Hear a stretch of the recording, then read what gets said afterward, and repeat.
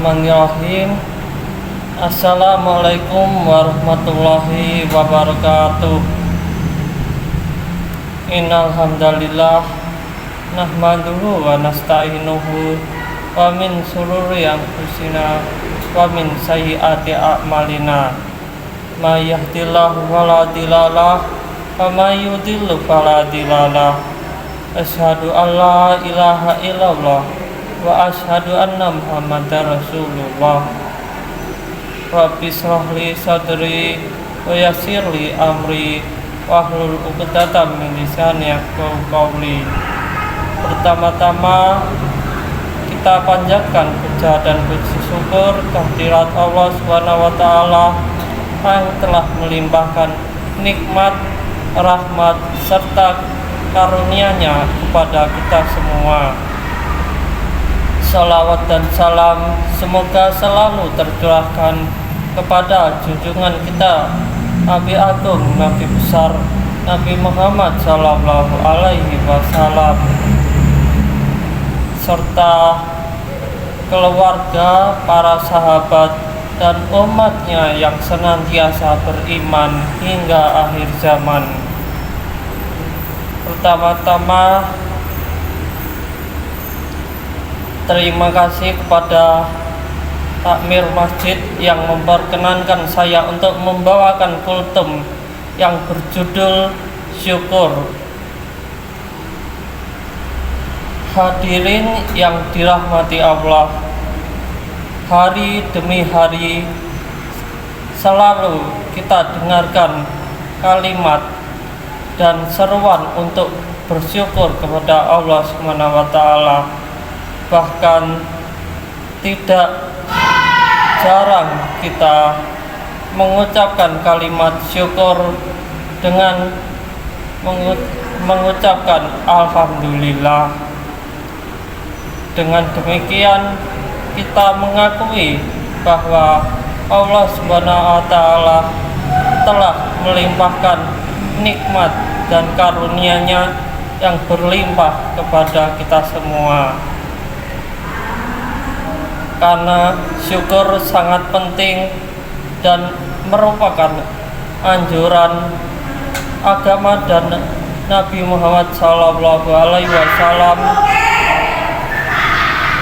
maka demikian syukur adalah suatu hal suatu ungkapan agar kita bisa menjalankan perintah Allah Subhanahu wa taala dan mendapat nikmat yang lebih besar darinya. Hadirin yang dirahmati Allah, syukur sendiri adalah ungkapan yang harus kita ucapkan dan kita lakukan demi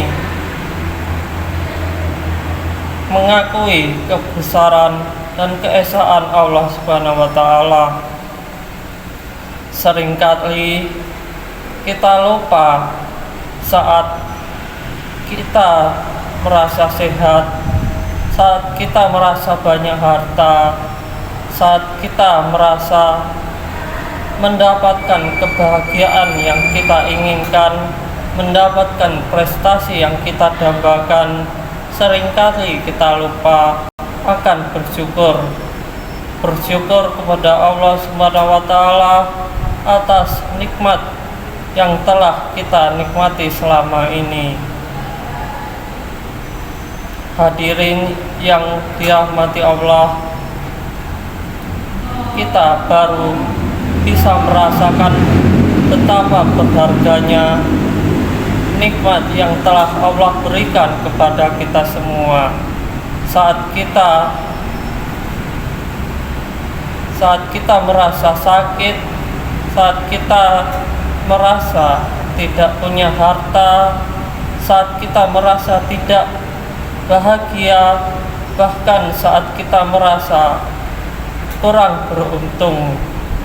Namun padahal bisa jadi nikmat yang kita dapatkan belum tentu didapatkan oleh orang lain. Bahkan Nabi Muhammad SAW menganjurkan kepada kita semua bahwa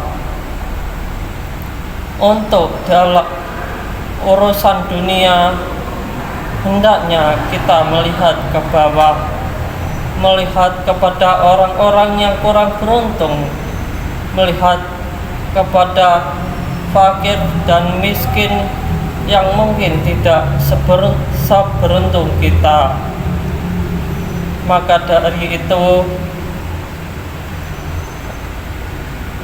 hendaknya kita melihat ke bawah, karena mungkin dengan kita melihat orang-orang yang belum beruntung, kita bisa menambah syukur kita kepada Allah Subhanahu wa taala, dan juga menghindarkan kita dari keinginan kita yang ingin mendapat nikmat yang lebih dan tidak untuk bersyukur. Dan untuk urusan akhirat hendaknya kita melihat ke bawah, dan untuk urusan dunia hendaknya kita melihat ke bawah, karena mungkin nikmat kita sudah cukup bahkan berlebih, dan mungkin orang lain belum tentu bisa menikmati seperti apa yang kita nikmati.